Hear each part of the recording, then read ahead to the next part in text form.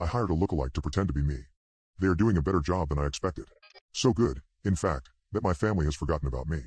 I just couldn't afford time off, even though I desperately needed it.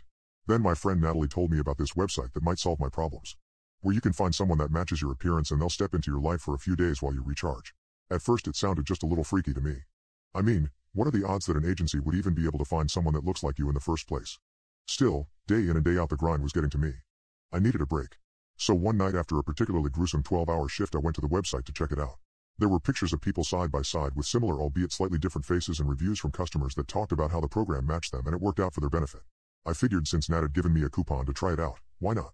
I typed in the code and got a long list of terms and conditions that like everyone else I scrolled through. Then I was asked to provide a recent photo or take one with my webcam. Once that part was done I was asked a few personal details and I adjusted my radius to within 100 miles. Not long after the results came back. No matches found within the area. I kinda figured that response, but it had been worth a shot. I went to bed not thinking about it much, until the next morning when I got an email notification that told me there was a new match. Lookalike in your area. Do you want to make contact? The message read.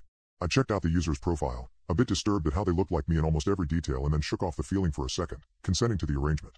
According to the contract my lookalike would be there within the hour. To be honest I was so excited I actually jumped with joy. Finally a chance to get away from it all, I thought. The service showed up 10 minutes early the next day and when I opened the door I couldn't help but to gawk. Wow, it's like looking in a mirror, I told the woman. What's your name anyway? I asked. For all intents and purposes I am you, she told me as I gave her a brief tour of the house and explained about my girl's allergies and preferred foods. She was jotting everything down in a notebook and asking a few standard questions. Honestly nothing made me raise any red flags. Either that or honestly I think I was just so glad not to have to go to work and have some me time that I didn't care. Now don't get me wrong, I made it clear that I wanted to check in on my kids at least twice a day via FaceTime. I'm not an idiot. And the service website told me all the personal information I needed to know in case this employee did something crazy like try a kidnapping or whatever. Things truly didn't start getting out of whack until I tried to call and check on the kids. Nobody picked up. At first I was miffed, a bit frustrated that they were probably playing video games or watching a movie instead of studying. But I remained calm. I didn't want to spend my few days of freedom fretting about something insignificant. But then the next day I couldn't get a hold of them either and that nagging doubt in the back of my mind started to pester me. Was everything really okay? I tried really to not let it bother me, but eventually I just had to see if everything was fine. So I decided instead to call a neighbor. Barb here, who am I speaking to? Nice. It's Mel from next door. Hey, I haven't heard from the kids and. But that was as far as I got. A second later she interrupted me with a bizarre statement. Is this some kind of a joke? What do you mean? I asked. Truthfully I didn't know what else to say. My neighbor is in my kitchen drinking coffee and her kids are playing games. I don't know who you are and I would suggest you stop bothering us. Then she hung up. That nagging doubt? It had just transformed into a mountainous region of concern. I needed to get home immediately. I canceled the rest of the vacation and drove all the way in a single night. It wasn't far, but it still felt like it took forever. As I pulled into my driveway, I felt this strange eerie and sickening feeling starting to overwhelm me. Something was wrong. And each step toward the door felt like impending doom. I jiggled with my keys and tried to open the lock. But it didn't budge. I double-checked to make sure I had the right key, then I knocked.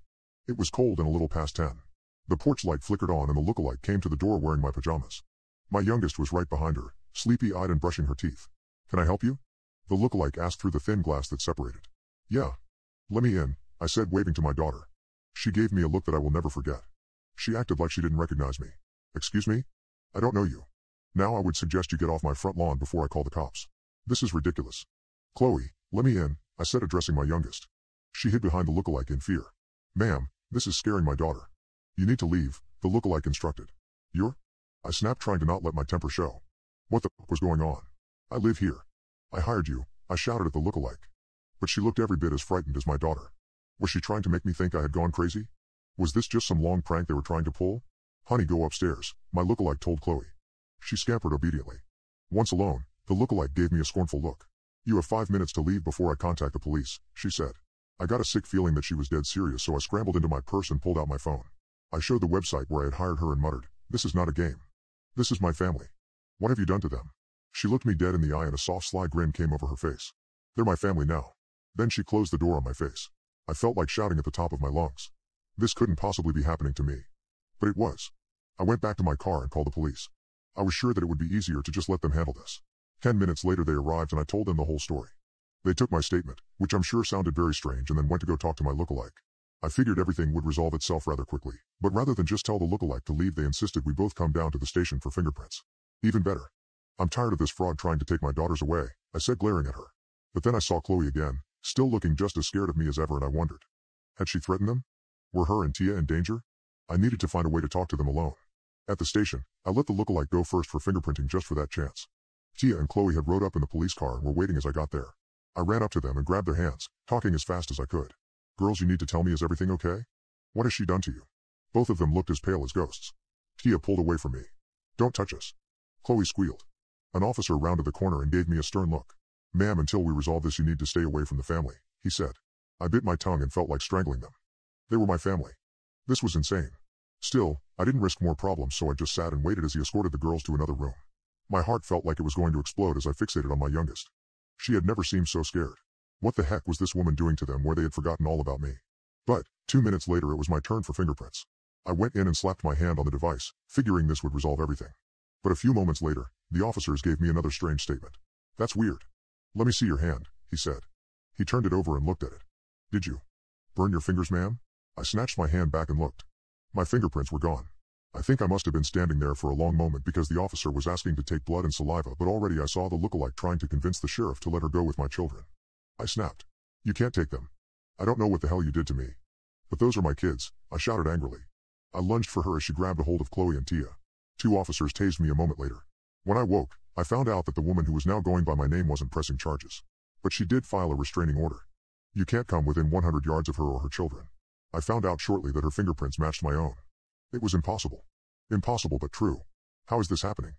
I sobbed as I came out to the lobby. I had only one last thing to try. Natalie. The one that told me about this website in the first place. Surely she could solve this crazy problem. I left the office in a mad dash and caught a taxi toward her house. She was outside gardening. Thank God. You're here, I shouted as I ran toward her. What? Natalie asked, shocked by my expression. You need to help me. That website you told me about. That woman I hired is taking over my life. She even got the girls to believe her. I don't know how. But you're the only one I can turn to. I screamed. Natalie processed everything I said slowly, her brain clicking into gear as I finished my statement. Then, she opened her mouth and the dread overwhelmed me again. I'm sorry. Do I know you?